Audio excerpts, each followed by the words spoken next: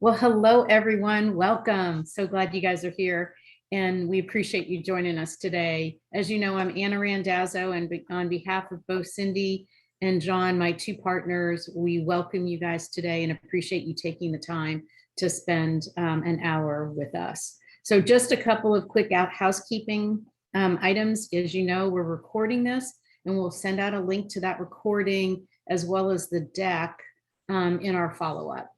And then feel free to ask questions anytime, just put them in the chat and we'll monitor that and make sure that all the chat questions gets answered as best we can. So as you guys have been with us for a long time, you probably know that for the past 6 years, we have partnered with ADP and others to build this network. And so we're now over probably 1,300 participants from over 20 cities who join us on some frequent basis. And we like to deliver world-class thought leaders and technologies so that we can help folks figure out how to operationalize the future of work. And we are unique in that we bring HR leaders, IT leaders, and anyone else interested kind of in the whole work tech area together because we believe they all need to kind of be in lockstep with each other to deliver the kind of work experience necessary to attract and retain talent, especially in this world today. And so anyway, so I'm honored to introduce two incredible thought leaders that are joining us today, along with two very special guests. So Tony and Arbin are both here from the Hackett Group, and they are going to talk about the latest surveys on the best practices that companies are adopting to thrive in a hybrid work environment.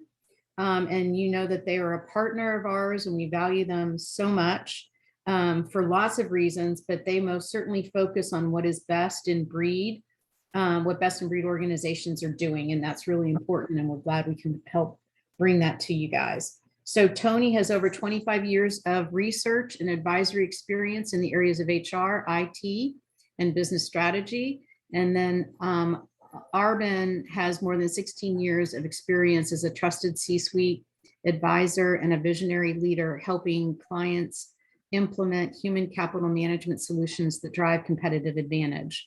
And we're also so very honored to have two rock stars, CHROs, CPOs, whatever title you want to give them, to give us their insights on how they experience this every day in their company. So Julie Cummings was a CHRO at BKD Advisors and CPAs, and she has been leveraging her ability, her leadership abilities to build an HR department from the ground up and operationalize the people function to provide high levels of internal services to employees and leaders.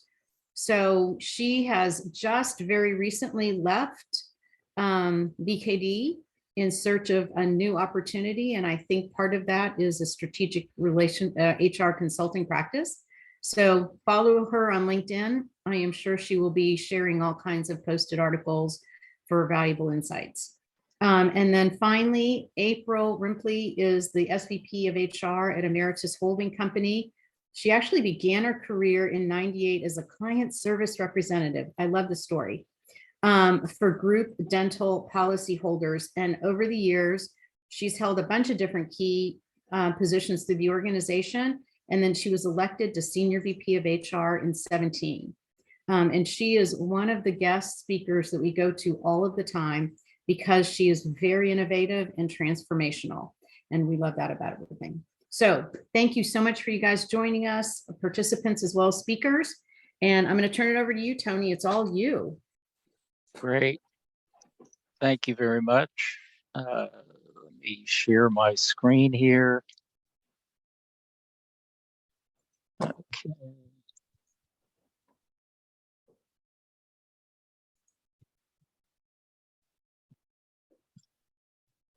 Hang on a second. Okay, are you seeing that, Anna? We are, thank you. Excellent. Okay, well, thank you for that introduction. I'm delighted to be here and thrilled to have Julie and April joining me. We've got a lot on the agenda here on an issue that is continually evolving and changing in real time.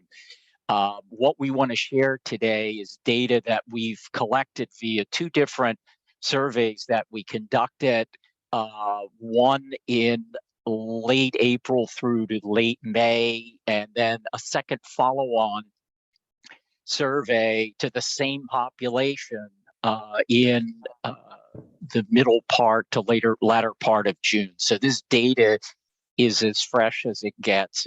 It's hot off the presses. What we want to get into today, I'll just briefly start with a few comments on the current state of, quote, return to the office. And then we want to delve into questions that we in research at Hackett, as well as in our advisory practice, where we're in constant communication and conversations with HR leaders throughout companies in North America, as well as other parts of the world, trying to get insight and to guide them around issues that are top of mind. And so what we want to come at here today is there are 7 questions that we've focused the research on that we want to see what kinds of insights we can get from our polling, which, by the way, we collected responses from over 500 individuals in organizations in North America and other parts of the world, primarily in the business services functional area, meaning HR, finance, IT, procurement, supply chain, as well as some other areas. But these are people who are working in jobs that are the best suited to working remote and hybrid. So what we're trying to gain from this and the data that we collected is really an understanding about what's working, not working, whether it's remote, hybrid, or in the office. And so key questions we want to get at today is, number one, a lot of companies are moving toward hybrid, and we'll see that in a minute. What are the most common policies out there? Is anything emerging as being the clear favorite? Number two, and I think very interesting, we want to know, does it make a difference what hybrid policy you have in place? And how does that affect collaboration, your workers' ability to collaborate, and their ability to connect with their coworkers and to develop and maintain the connections that you have from a culture standpoint, from your organizational vision, its business goals and objectives. Issues that I think have been top of mind as we've been moving and have been in a remote world for probably all over 2 years and moving toward hybrid. Number three, not only looking at communication, connection, and collaboration, but also how are hybrid working policies impacting employee productivity? How are they impacting engagement? How are they impacting retention? Because as we all know, this quote, great resignation, great reshuffling, whatever, hasn't really abated despite all of the volatility, everything that's going on with talk of recession. Maybe we're already in a recession. It's going to get worse. It's going to get better. Da da da da da. We're still having a hard time keeping our people and also finding people in many industries and in many businesses. So we want to see the effect of that. And then getting into what's working and not working as we're in the remote space, as we're in the virtual and hybrid spaces, as well as in person. And what can we learn from that from a standpoint of our strategies moving forward? We also want to address, or interested in addressing the question, I think the conventional wisdom is that collaboration happens better when we're all together in a room. Connections happen better when we're all together in person. And so we wanted to try to get some insights on that as to what extent is that actually true? Are there instances, context in which virtual actually can be as good or better as in person? And so we have, I think, a insight on that. And related to that is, what are the obstacles that we face? Are they the same in virtual and in in-person context? Do they differ? Are there things that are much more pronounced in the way of obstacles we have to overcome to connecting and collaborating when we're working remotely or hybrid versus in person? And then lastly, around connections as well. And, the view that if we spend more time together in the physical space, this is going to help us strengthen and build the connectivity among our workforce. So a lot to cover. And so let me get right into it. And the approach we're going to take here is I'll be presenting some data, and then I'm going to invite Julie and April to give their perspectives, not only on the data, but what they're experiencing in their organizations and from their own experience to add that color. And so let's start with the return to office, and just two data points here. One is on the left. We wanted to get a sense from the respondent base as to what their preferences are for how much time they prefer to be working remote from home versus being in an employer facility, and some of the things in between, other remote, meaning traveling, uh, being on client premises, et cetera, not in the office, in the shared co-working space. So you see the data here. What that translates to, again, this is on average across the 500 different respondents that we spoke to, which, by the way, were representative of different levels of the organization, individual contributors, first line managers, as well as functional and even business unit leaders. So it's a mix of those different levels. And we see here is 61% of the time is what they prefer to work from home. So roughly 3 out of 5 days, if you want to look at it on a weekly basis, is the preference. About 29%, about a day and a half roughly on the company facility in offices, and then the rest, the 10%, somewhere in between. So that averages out over everywhere. And to juxtaposition, if you look on the right, is we asked, how has your time spent in company facilities, working company facilities, changed over the last 12 months? So if you look at when we were surveying that, actually this comes from the June time frame, compared to 12 months ago, 61% said they're spending more time in the office than they were before, 27% no change, and the remainder, it actually decreased compared to 12 months before. So the upshot of this is that people are spending more time at the office, and probably more time than they would probably like, if depending on what the hybrid policies are in fact in place. But clearly, what we're seeing is return to the office is real, and it has picked up momentum over the last couple months. Now, the question that, and the reason why we've seen a lot of pressure put on on individuals to come back to the office, and it's interesting. We've seen a range of approaches, from carrots. I've seen some where they were raffling off cars to come back to the office, or at least to get a chance to win a car, to more likely free lunches or socials, those sorts of things.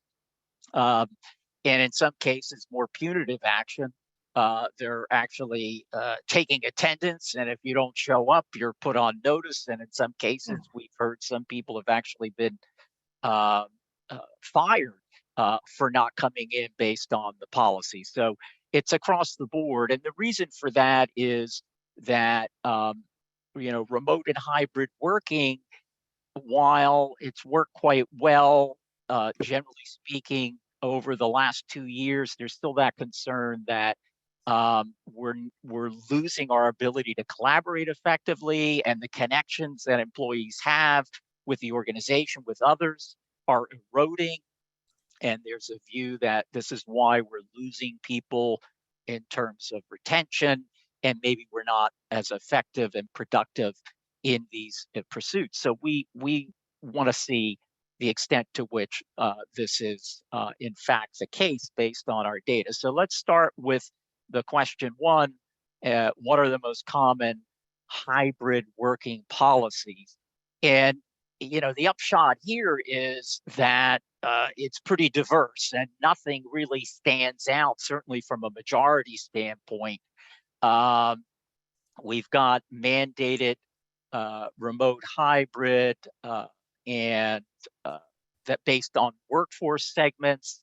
And really, I guess the 23% remote hybrid working arrangements negotiated between managers and employees. Those are the two that are with the highest percentage, but it's across the board. Um, from on the right there, working from home in exceptional cases, only 4%. To the other side of the spectrum, remote first, 8%, and the percentages in between. Uh, Let me ask Julie and April to weigh in here. Which of these policies along the spectrum have you implemented in the organizations that you're affiliated with, and any commentary around how they've been received, and what the impact has been so far in terms of how employees feel about it? Who wants to go first? I see Julie looks raring to go. Do you want to comment on that? I sure can. And I'm sure April would be chomping at the bit to share as well. When we implemented, and again, we're, an advisory firm, so a professional services firm. So, the spectrum of our workforce is prime for remote work or the ability to work remotely. We took a two-pronged approach for what we did, and ultimately landed on, we want to have a consistent policy for everybody across the board. And so we had these, what we would say, guideposts for hybrid, remote, flexible type of arrangements, to where we said, all in all, here's about how much we want you to be in the office to collaborate in person, and here's how we want you to make those decisions with regard to what client work do you have, what meetings do you have, and if you're going to have needs that are going to require you to be optimally engaged in person, we want you to be in the office for those things.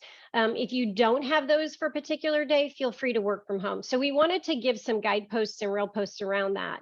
But we also saw a segment of our population that said, you know what, based on my circumstances, my family, where I live, where I want to live, the type of work I do, I want something that's maybe a little bit more permanent remote, or I want to be able to move to a location that's better for my family.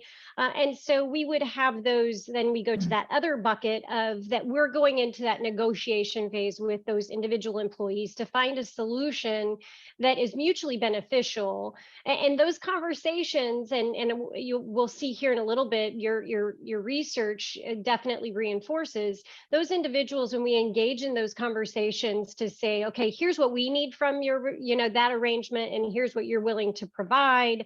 And we come to an agreement. We have a much more engaged workforce in that. So we employed both of those approaches and found a high degree of success with that. So ultimately is trying to find that strike the right balance, and knowing that every department, every type of worker is different and has different needs too. Yeah, that's a great, insightful commentary, Julie. And I guess my net on that is, the one size fits all. I mean, it's not realistic, right? Companies have diverse workforces, and so to get something that is going to fit everybody singly is very difficult. April, can you weigh in here on what you're doing at your organization and what how that's affected people so far? Sure. So we, of course, had a stutter step into what we call flex at Ameritas because of different spikes with the pandemic. But ultimately, we aligned our leadership group around some organizational principles, such as remote and flexible work is not a perk, it is part of our talent strategy. And so by adding those key tenets to leaders, knowing that we would put business first, but we would work with people, we also did some job and role assessments to try to say, based on some objective factors, it looks like this job could be remote, hybrid, or in office.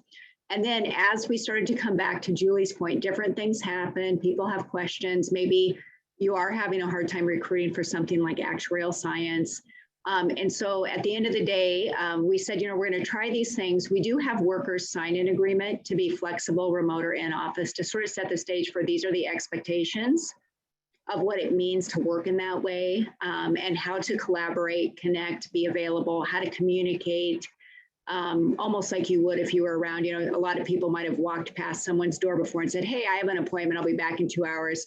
We're like, well, we'd like you to say things like that on Microsoft Teams and make sure that you're still connected during the day. But we also rolled out the thought pattern that it's not just where you work, it is how and when you work. And that flex at Ameritas and that flexibility would try to meet associates where they are, as long as business needs are made first priority to the job, so to speak. So some work has to be done right now. Like if I wasn't on this webinar speaking, there'd be a blank chair here. That wouldn't be okay. But there's other things I might do today that it doesn't matter if I did it at 8 a.m. or 8 p.m. So we tried to look at those factors so that there is more of a kind of weaving together of life and work, which I think we've seen people need to do that. And especially with so many women exiting the workforce and being caregivers and kind of getting pulled in all directions, we wanted to think about that. So we have an agreement. We do indicate that if you're hybrid, it's usually about 2 days in the office. But we have also made some special arrangements, and even some people who might be traveling, or maybe they have something that's come up, they might work remote for 2 weeks, but then come back and they're mostly hybrid all the other time. And what we're finding is we're getting great productivity and a lot of gratitude. Now, I would say over this last year, that's evolved though into an expectation. I think workers now expect flexibility, they expect more options, and they expect employers to show them why they should work there. Yeah, great insights. And again, I think both Julie and your comments, April, really bring home the complications here and just how flexible we as leaders have to be in terms of navigating and helping to our diverse workers figure out what's the best thing that works for them personally, but also continues to meet the needs of the business. And that's certainly a challenge, but it sounds like both of you have definitely been on top of it. So hopefully that'll continue to go as is. This is the same slide here. I just noticed I have a dupe. I think I put a one in just to show the difference between which of these are mandated versus those that are discretionary. So apologies for that. So let's get on to the question around hybrid work policies, and we'll start and their impact. So we'll start with collaboration. And what we're going to do here in the next couple slides is based on our respondents, they've told us what the policies were.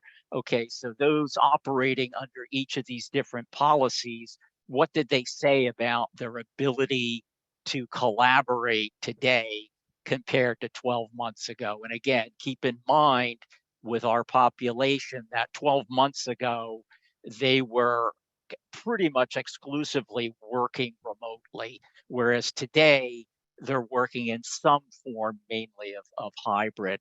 And so we wanted to at least use that to say, okay, well, what's actually their context has changed. They're in the office more, or they're hybrid more. How has that impacted? And takeaway here is the reddish boxes there, part of the bar, is they told us that their ability to collaborate has decreased or greatly decreased over the last 12 months. The green is increased, greatly increased, and the gray is no change. And so my take on this, interestingly, is that gray part. So, their context has changed, but their ability to collaborate actually hasn't changed. So we can interpret this differently, I guess, depending on your points of view. But what I interpret this as, and I'll be interested to hear from Julie and April in terms of their views, is that, our people are pretty resilient. They're pretty adaptable. And so they found a way, at least the majority, to shift from working primarily remotely to coming in and now being hybrid and collaboratively. And their ability to collaborate, has remained consistent. Although we do see with some of these policies, for example, the manager employee negotiated, manager discretion, of course, the single mandated policy, interestingly, presumably that means most people are coming in probably on the same day. So you do have people who are together again on some consistent basis. And that certainly is interesting in having a 42% saying an increase greatly.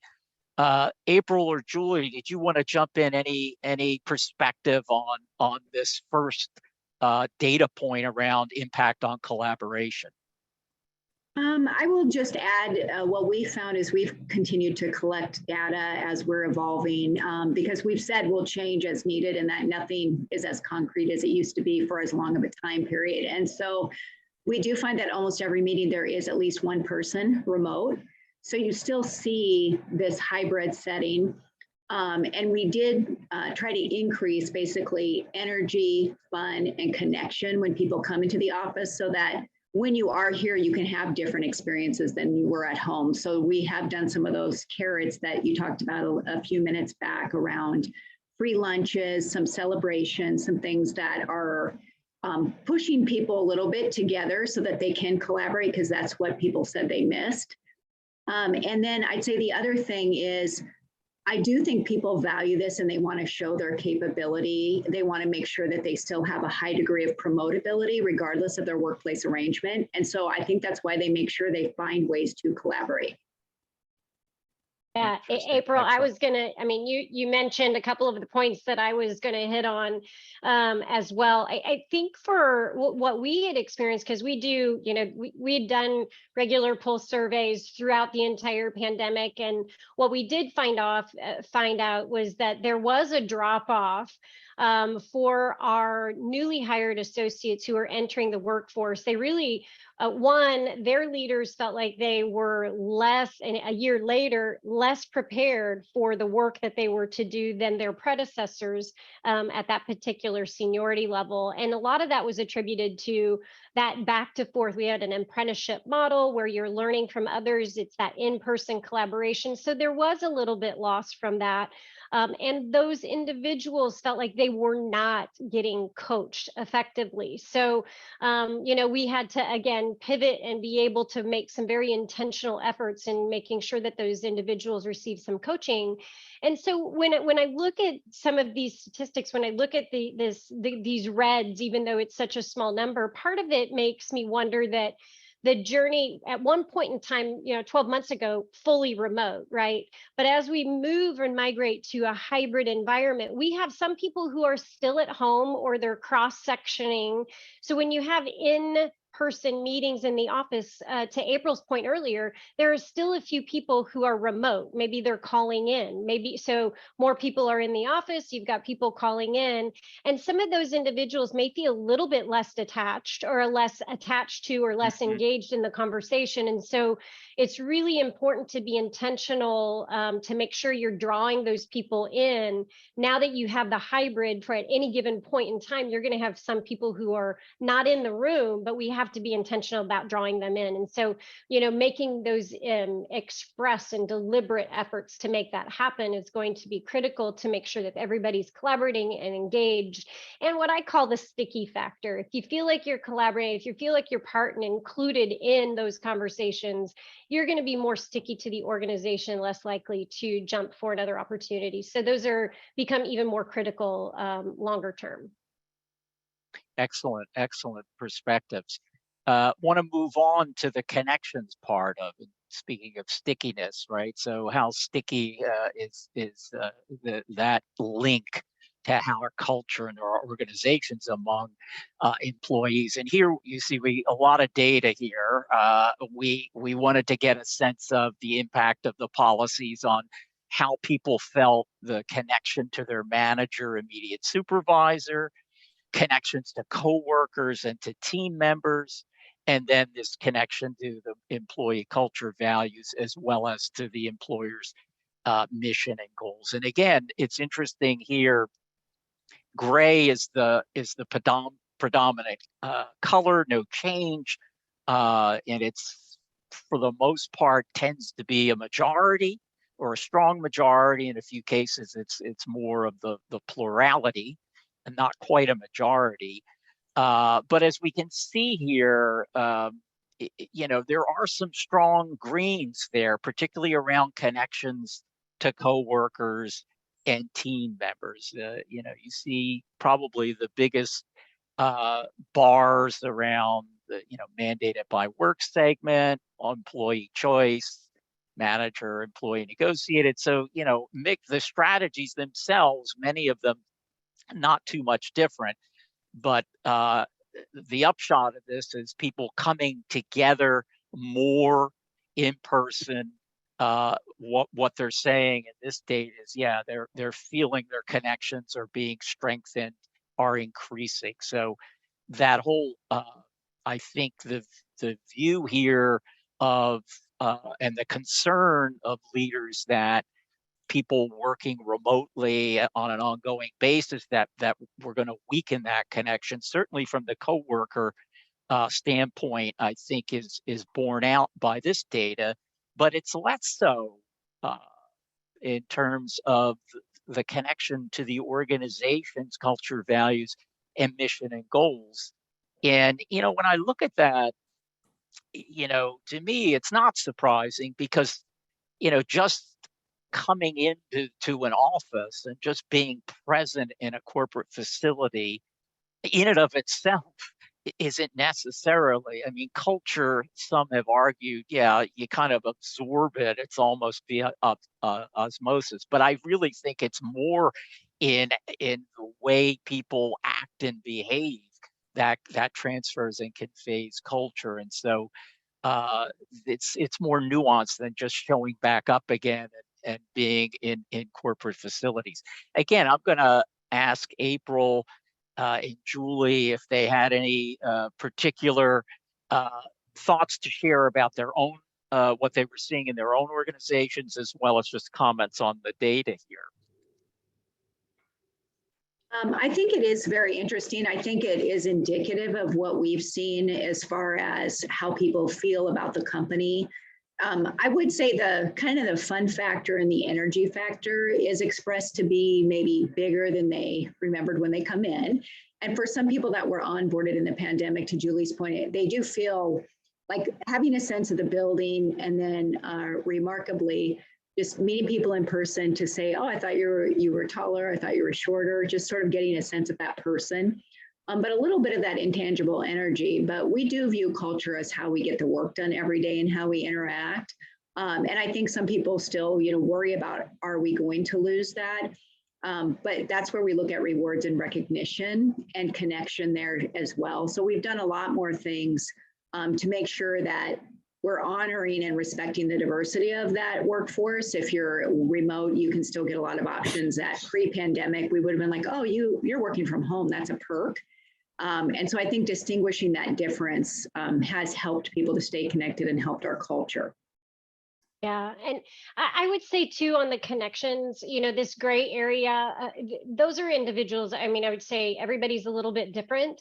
You're going to have individuals who are going to always seek out the opportunity to know. And I think April made the point, hey, that promotability factor, making sure that you're in front and getting noticed, and you're doing the things that are required in order to excel, build your skill set, enhance your value proposition to the organization. So that's going to be there.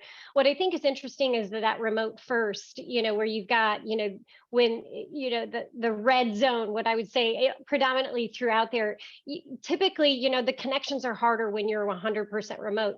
But I will say, even when we were getting back into the office and we have this hybrid approach, you could go into the office and go all day without connecting with anybody, just from the fact that it's, everybody has a different schedule now. Everybody's in the office differently. And so again, making those intentional efforts to be sure that when you are in the office, you're making the most of that time. So being intentional for, I'm going to be in the office because I have 3 meetings today. And oh, by the way, before I go into the office, I'm going to see if there's any other of my colleagues that are going to be in the office that day. And if not, maybe we can arrange to where we are together, and maybe we can have this meeting in person as opposed to mixing it up. So again, it's that intentionality. And I think there are some that are just driven to be successful in that area, which is where really that training comes in to make sure that we're pulling everybody up to that same standard, to make sure that if we want autonomy to be flexible, to have that, we need to be intentional about making those connections with our coworkers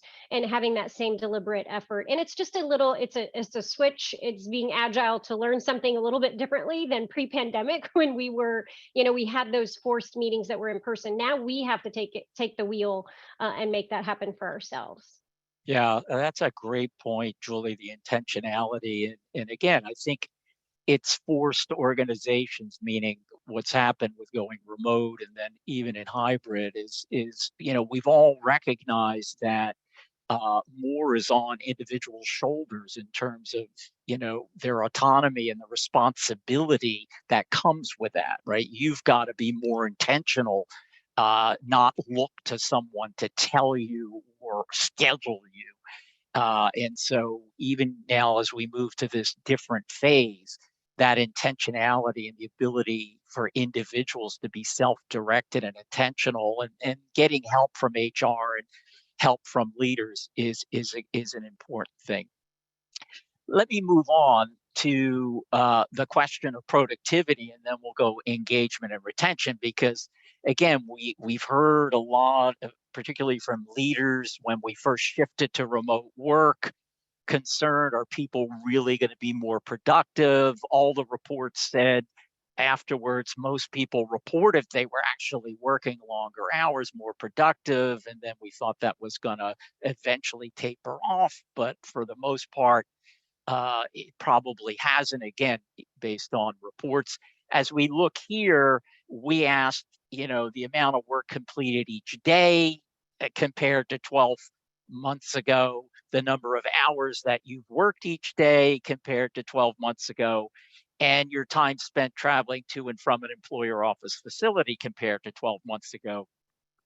And again, what jumps out here is, first, as with the other data, the predominance of no change. But when you get to time spent traveling to and from the employer office facility, that reinforces for all of the policies, with the exception of employee choice and remote first, much less, that people are spending more time traveling, meaning we hybrid policies indeed are being implemented and adhered to by many people. But interestingly, for the many, the number of hours worked each day hasn't changed, or, for anywhere from 19 to 25%, it's actually gone up, even though they're traveling more. And then again, when we look at amount of work completed each day, variability there, but in some cases it's gone up. and in some cases it's gone down. So I think, the upshot is for many people, they're somehow finding a way to maintain their productivity, even though at the expense of personal time, meaning they're spending more time commuting. Presumably, they were doing something else uh, besides working or commuting when they were fully remote. Again, I'm going to ask April and Julie, what are you seeing around productivity, reaction to this data, insights from your own experience? Well, I would say that we did have a high degree of productivity. Our company results were very good. And we were worried, especially I would say about sales teams, because we predominantly work through other producers and agents. And so connecting with them in person for those sales teams had previously been the main way to connect. And so I think that's the question too about productivity. Like, can you explain something in person where you're showing something and collaborating, and you get a different type or more work done later? And how do you measure those work units? I'd say that's one question. We were very impressed with the results of high productivity, people being very engaged. We actually got more worried about burnout, about making sure that people really did take time off and they didn't have like this fear of missing out or this construct that we expected them to be connected. So we did do a few leadership training sessions, and then even small things like putting on our email signature that, you know what, my working hours might be different. Just because I'm emailing you doesn't mean I expect a response, some things like that, that we put out there. And so, we still are at that point where I think we're trying to make sure people are taking care of themselves and that they get balance, because it became unbalanced. And the thing that isn't captured here, because this is about our work, is though that other things in our life have started back up, like soccer games, like doctor appointments. This morning before I logged on, I took my sophomore to get registered for high school. So some of this stuff too, it's like I've mixed that into my day. And I think that's the thing that's interesting, is that even though some of these other demands have come back, maybe you go out with your friends or you even, play in a sports league yourself, that all stopped during the pandemic too. And so even though we're coming back to this new way of working and living, people are remaining quite productive. And I think in our world, like in my world, we were, again, professional services, billable hours. I think, pre-pandemic or during the pandemic, we had this fear, oh my gosh, we're all remote. How can we continue to be billable? And, we felt productivity potentially would suffer. At least that was the temperature in the room. And that ended up not being the case. And so to April's point, now we shifted to, okay, we're a little concerned about burnout. That is absolutely top of mind. And you're starting to see the research happen that individuals are burning out, and turnover is going to increase because, they're thinking that, okay, if I'm burning out here, I need a change. I need to do something differently. So that's certainly a concern. What I think is fascinating with this research, when you look at the employee choice, what it demonstrates to me is that when we trust our people, when to look at what's in their life, and we say, okay, we're going to put the ball in your hands.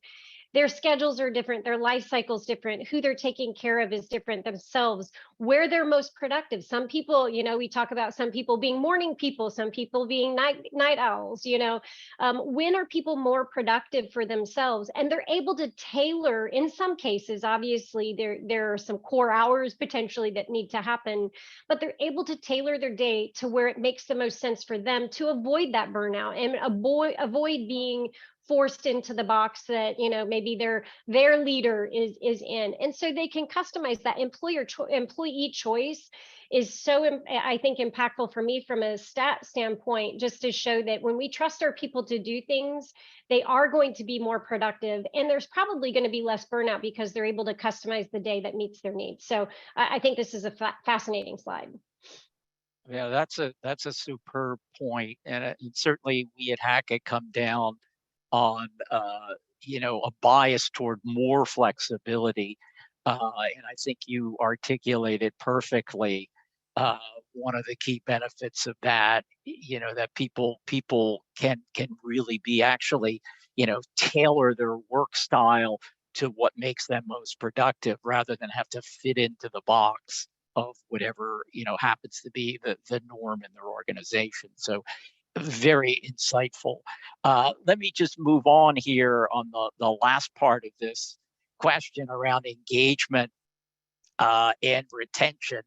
And here again, very interesting. We looked at desired, your level of engagement with the job. How has that changed? And then up top there, desire to continue working for your employer. So, the extent to which turnover becomes a risk factor. And again, across the board here, the single mandated policies on the far left and the remote first seem to be the most kind of divisive and polarizing, right? People either love them and said, yeah, my engagement flew up, my desire to continue working flew with the employer flew up, or vice versa, it went down. A more muted effect with some of the other policies. But again, what stands out probably where it's had the most positive impact and is around it giving people employee choice and flexibility. So again, here, April and Julie, have you seen demonstrable evidence of impact of your policies around engagement, impacts on retention and attraction, especially in this age of quote great resignation?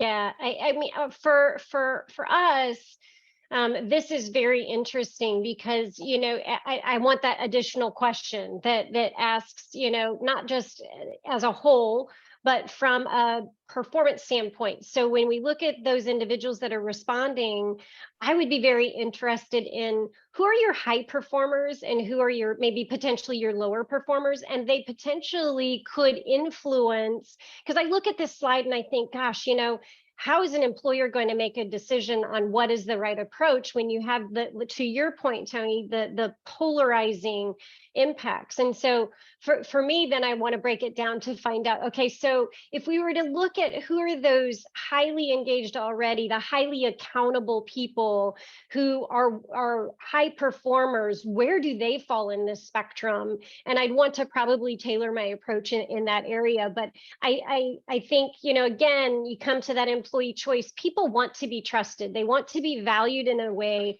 that's going to tell them, you trust me enough, so I want to work for you. I want to give you that discretionary effort because you've bestowed that upon me. You've bestowed that trust. When you're mandated to do something, not to say it can't happen, it just means that there are going to have to be some other incentives. There's going to have to be some other intrinsic valuable rewards that are going to put you to that level of discretionary effort or to stay with your employer. And hopefully you've got great leaders to be around.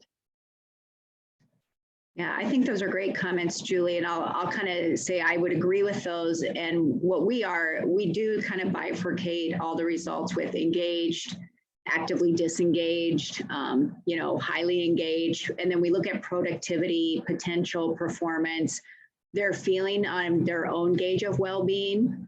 And for us, I'll be blunt though, we have a lot of our workforce in Nebraska and in Lincoln, Nebraska specifically, but across the country, we have our second largest office is near Cincinnati. There are no oceans or mountains there.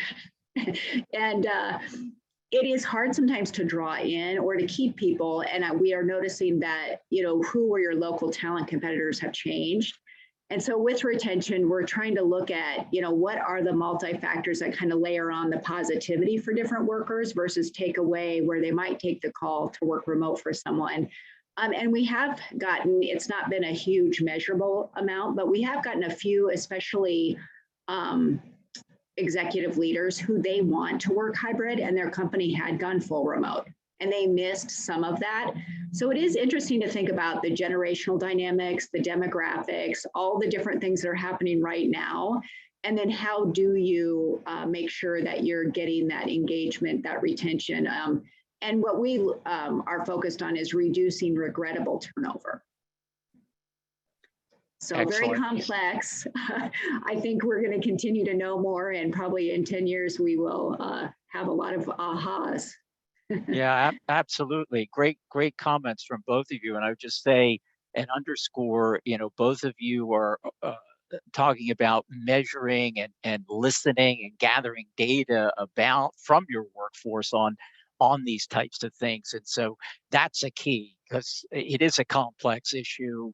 And so the deeper you can go into it, isolate the segments, whether it's high performers or certain work groups that happen to have different productivity or whatever, this is what's required to really get the right policies working. Let me move forward to questions 4 and 5. I know we're under the 10-minute mark here, and I want to get your views on some of this. There's a lot of data here, and I'm not going to drain this slide. I'll just say that, what we found here, interestingly, is that at least based on the practices that we asked about. So we listed a number of practices that you see represented in these graphs. Which of these do you have experience using, and how effective have they been in your experience? And so we asked about practices and tools in the for virtual collaboration, and then also the in-person collaboration. And what's interesting here is that most of the tools, whether virtually or in person, were rated as being effective. Now, some of them are utilized by the vast majority, others not so much, less than a majority, but still of those using them are effective. And I guess the net of it here is that we can be effective collaborating virtually as well as in person. It's not necessarily differences are not great, but I think there's aspects of collaboration that occur perhaps more easily in the different contexts. And I'll give for an example on virtual is, when we first went to WebEx and Zoom and Teams, for some of us, that wasn't much of a change because we were working on global teams and we were doing that every day anyway. But for others, it was a big difference. But we've been doing it for 2 years. And so we've actually gotten a lot of practice. We see how this works, what its strengths and weaknesses. And I think we've adapted to that. The other thing happening on the virtual space is the vendors haven't stood still.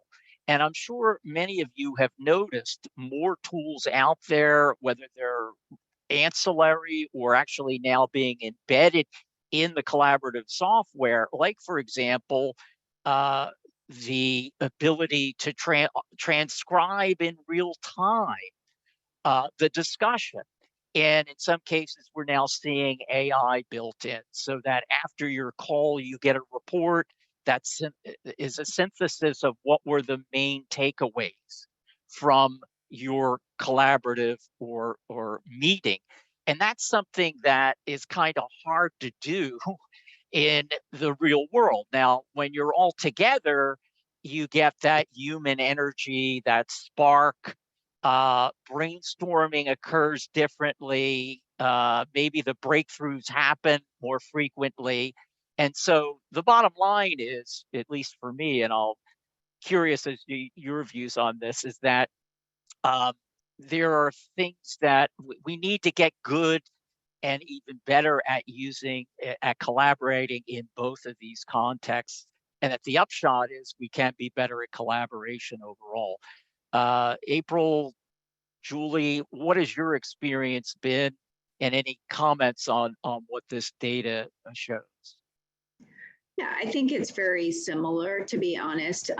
It is interesting because we still have a little bit of that push, and work groups, offsite meetings, some of that stuff. But some of it is distractibility.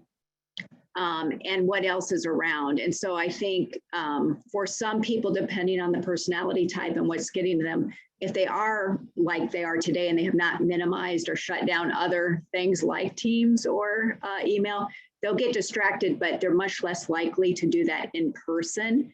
They're a lot more likely to put the phone down and really focus and look at you, partially because that's probably a social norm and we don't want to be rude, but also they are getting a little different energy. And so we found that using more tools, and to your point, a lot of upgrades and great, sticky notes, whiteboards, tons of things that you can do breakout sessions with. And that creating those breakout sessions, those interactions really then increases that idea that, hey, we were productive today versus if someone just had to listen to content. So we've really also tried to be intentional about saying this is the purpose of the meeting, this is what we'll do, and this is either a webcast or this is an interactive virtual meeting to get that feel for what we're going to do. I just want to say ditto, April, to all of that. 100% agree with all of that, and we've employed similar tactics and measures. I do think it's important we we capitalize on those in-person meetings and really identify, can something be done virtually and can it be effective? Would it be more effective, and what's the return on the investment to meet in person? And so, especially when you're looking at tackling complex challenges and needing to brainstorm, you can do that virtually, but depending on the outcome you're looking for, would it be more beneficial and cost effective to get people in a room to achieve the better outcome? So it's weighing all of those. The great thing is I think our world has expanded now to where it's just a norm. The technology and leveraging the technology in highly collaborative ways is a lot easier today than it was before. We actually had to train people on going, when you go remote, if it was going to be a meeting in person, let's turn our cameras on. I mean, it was something as simple as that, where nobody had their cameras on at first. It's like, okay, well, if you were in the room together, would I be able to see you? And if that's the case, let's turn the cameras on. But then again, to April's point, maybe not everything needs to have a camera on. And so showing that up front and communicating those to where, setting up the stage for that type of event is important. Interesting. I'm cognizant we're running out of time, so I'm just going to quickly make a couple comments on the remaining questions and data, and then I'm going to leave the last words to April and Julie.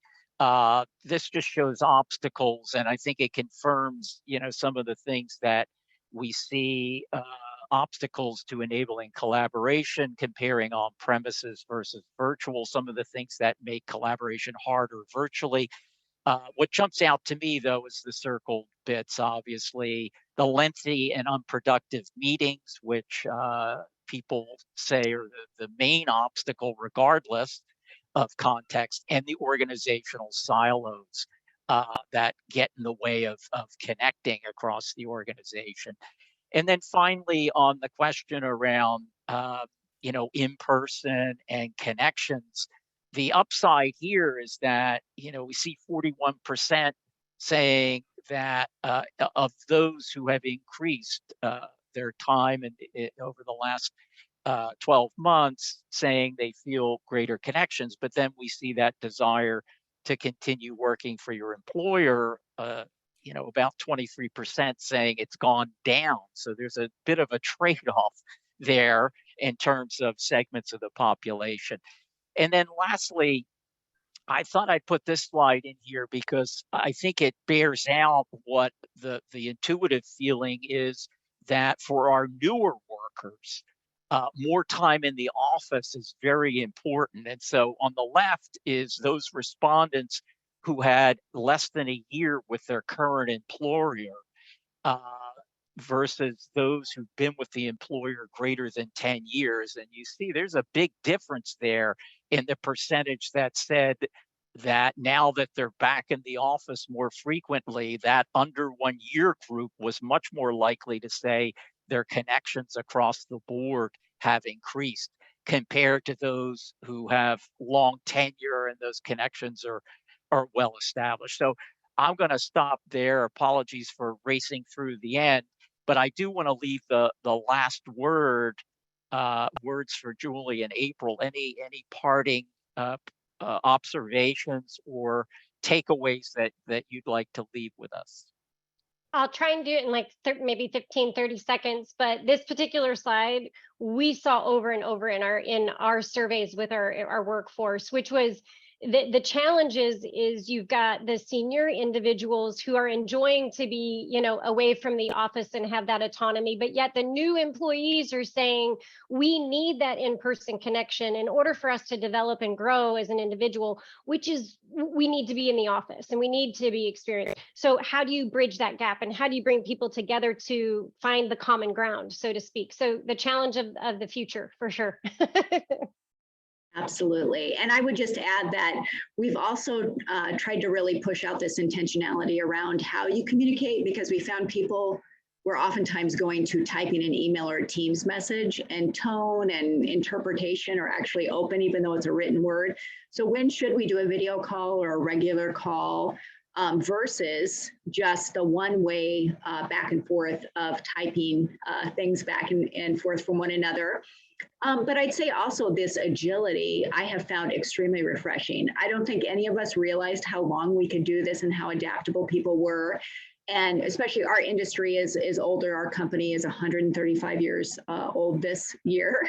And so realizing that you're not writing a life insurance policy, or you're not putting something down that's going to have a tail that's 100 years old, that as we look at workers, workplace, the future of work, this agility, this resiliency, and this ability is really, I think, going to help the human and the work dynamics in the future. So it has left me very optimistic, even though it's been kind of crazy.